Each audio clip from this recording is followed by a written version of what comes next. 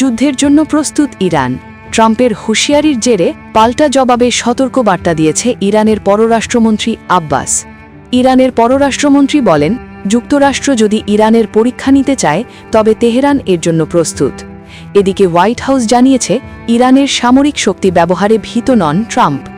ইরানের পররাষ্ট্রমন্ত্রী Abbas Araghchi জানান, যুক্তরাষ্ট্র সামরিক পথ বেছে নিলে ইরান তা মোকাবিলার জন্য সম্পূর্ণ প্রস্তুত। আল জাজিরাকে দেয়া সাক্ষাৎকারে আরেকচি বলেন, ওয়াশিংটনের সঙ্গে যোগাযোগের পথ খোলা থাকলেও ইরান সব ধরনের বিকল্পের জন্য প্রস্তুত। আরেকচি দাবি করেন, গত বছর 12 দিনের যুদ্ধের তুলনায় বর্তমানে ইরানের সামরিক প্রস্তুতি অনেক বেশি বিস্তৃত ও শক্তিশালী।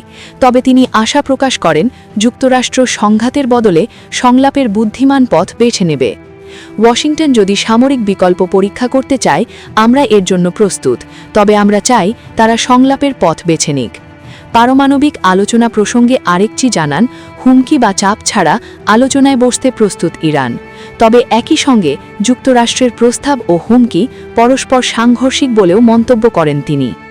এদিকে ইরানের সামরিক শক্তি ব্যবহারের ক্ষেত্রে প্রেসিডেন্ট ডোনাল্ড ট্রাম্প ভীত নন বলে জানিয়েছেন হোয়াইট হাউসের প্রেস সেক্রেটারি ক্যারোলিন লেভিডেন্ট।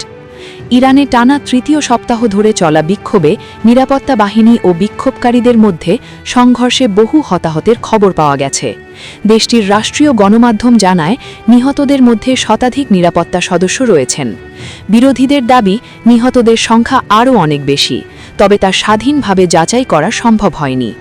ইরান সরকারের অভিযোগ, যুক্তরাষ্ট্র ও ইসরায়েল ইরানের অস্থিরতা উস্কে দিচ্ছে। আরেকচি বলেন, বিক্ষোভে সন্ত্রাসী উপাদান ঢুকে পড়েছে, যারা নিরাপত্তা বাহিনী ও সাধারণ মানুষকে লক্ষ্যস্থ করছে।